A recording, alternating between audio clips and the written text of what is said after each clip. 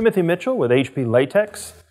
I want to take a moment and explain some of the distinctions of the type of adhesive vinyls that you're likely to print on and cut with for our print and cut system. The reason I want to take this time is because they're not the same. And it's important to understand some of the distinctions so that you choose the right vinyl for the right application, and that also you set your expectations for the different vinyls based on the way the vinyls perform in the printer and subsequently through your workflow, especially if you have to laminate and then to the cutter. The first vinyl I want to explain is what we call cast vinyl. Now, cast vinyl is traditionally associated with, say, vehicle wraps. Cast vinyl, in this case, this is an Avery product. This is a certified media. It is the MPI 1105, and this is widely used for vehicle wraps. Cast vinyl is highly contourable. You would use it for surfaces like a Sprinter van, just what it says. Cast vehicle wraps, highly contourable. This is the most elastic vinyl, and this also carries usually the highest price tag. This is generally only used for things like vehicle wraps. If you have just a flat surface, there are some other choices, but you could use this as well. The thing about cast vinyl is, for the most part, it's very heat resistant. It goes through the printer beautifully. It'll go through the cutter beautifully. This is easy to print, easy to cut, shouldn't have any issues. This is your highest quality vinyl. It also carries the highest price tag. Now, if you're not printing on a contourable surface like, say, a vehicle wrap, then you're probably going to be printing more with what's called calendared vinyl. And there's two kinds of calendared vinyl, and it's important to understand the differences. Now, this is a HP product, and this is a polymeric vinyl. Polymeric vinyl is sometimes known as intermediate vinyl. Polymeric vinyl is sometimes also called a long chain plasticizer. See, this particular PVC vinyl in its natural state, so if you will, is not elastic. Plasticizers are added to the PVC to give it flexibility, to allow it to, be more malleable. And in doing so, this is what they call long chain plasticizer. This is a step up in quality from, say, monomeric vinyl. And it's going to usually have a little bit higher price tag. This is the kind of vinyl I like to work with for the print and cut. This is an HP product. The 3M IJ40 is an excellent choice. Avery's 2903. Those are all really good polymeric or intermediate vinyls. These are longer term outdoor. They can certainly be used for vehicles, but it would be more like the side of a truck, the flat part of a truck. And these are long-term outdoor and indoor durable decals. The nice thing about intermediate vinyl or polymeric is you can print on it with a reasonable amount of heat and everything resists shrinkage. This particular product is very good. It prints beautiful, it looks great, and it doesn't shrink. Now, shrinkage is very important to understand when you're doing a print and cut system. You don't want anything to shrink, because you have to print it and then bring it over to the cutter or to the laminator as a possibility, depending on what you're doing with it. In most cases, with our scratch resistance, you don't need a lamination. So you print it, you go to the cutter, well, everything has to line up properly. And if the material has deformed or has some shrinkage to it, it's going to change the equation a little bit.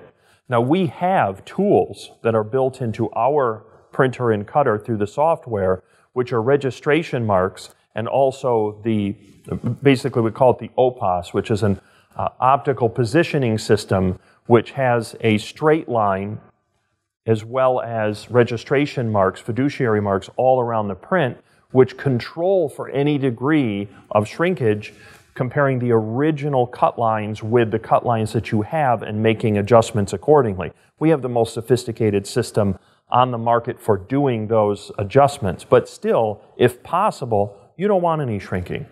And a polymeric vinyl or an intermediate vinyl will generally be 50% more shrink resistant than a monomeric vinyl. So sometimes it may be worth a little bit of extra money to get a product that's much easier to use and is much more resistant to shrinking. That is my choice. I like intermediate vinyls with the print and cut system personally because I want to print it. I want the littlest amount of front edge that I need as possible. I want to be able to bring the temperatures up, and I want to print it with no deformation and no shrinking whatsoever, and then be able to run it at high speeds. So 6-pass and 8-pass are possible with the intermediate vinyl and less so with the monomeric because the monomeric can be temperature sensitive. And that brings me to my last category of vinyl, which is a calendared monomeric. And these are two examples of calendared monomeric. This is an Aurajet or Oracal 3640, and then this is an Avery 3303. There is nothing wrong with monomeric vinyl. Monomeric vinyl is generally economy vinyl. It is widely used. It is the vinyl choice for most people for price, budget conscious. It's great for indoor decals, short-term outdoor, but it performs a little different than what you're going to get with an intermediate product. So the Avery Intermediate would be the 2903. The 3303 is their monomeric. Monomeric vinyls are everywhere. They're affordable, they're available, but keep in mind that they are more temperature sensitive. They are simply more temperature sensitive by their nature. Sometimes they're referred to as short chain plasticizers. Okay? They're more brittle. They certainly are not going to last as long outside. They're more of a short-term outdoor prospect. They're more for indoor applications, just your standard decals and stickers. But I usually run these at a lower temperature, and I run them a little slower accordingly. You know, if you go back to some of the other videos about speed and temperature and ink load, if you have a more temperature-sensitive material, let's say these need 215 degrees Fahrenheit or 225 degrees Fahrenheit or 205 degrees Fahrenheit, then I'm going to run them a little bit slower to be able to put enough ink down so that the balance between the temperature, the amount of ink, and the speed is perfectly in line with one another. And because this is more temperature sensitive than their intermediate, I run it at a lower temperature than I run intermediate vinyl. When you can put more heat on it, the intermediate is going to, for me anyway, is going to give me a more satisfactory experience overall running at 8-pass because I can use more heat, I can put more ink down, I have more stability, and then when I go to the cutter, I have less chance of the cutter catching an edge or having any sort of deformation. It's also true through the lamination workflow. I have to print, laminate, and cut, and I need that all to work flawlessly. That will work in monomeric vinyl, but in many cases you're going to have to lower the temperatures to make sure that the monomeric vinyl travels through the printer properly so that you don't have any deformation. I don't want any waving, I don't want deformation, I don't want shrinkage, because if I have to laminate, I don't want it to tunnel or give me grief in the laminator, especially then if I go back to the cutter.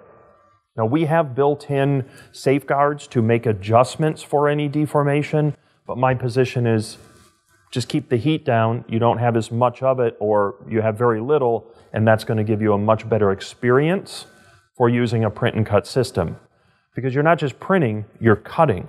So after you print, everything has to be perfect. You want everything to line up properly here so that the Superman, when it cuts out, you don't have any deformation, and you also need to travel through the cutter and have it nice and smooth and even all the way through the cutter.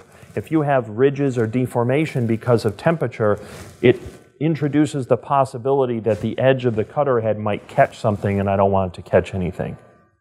So those are your primary differences in vinyl, adhesive vinyl. You have cast, and you have two types of calendar. You have polymeric or intermediate vinyl, and then you have monomeric, sometimes called economy vinyl.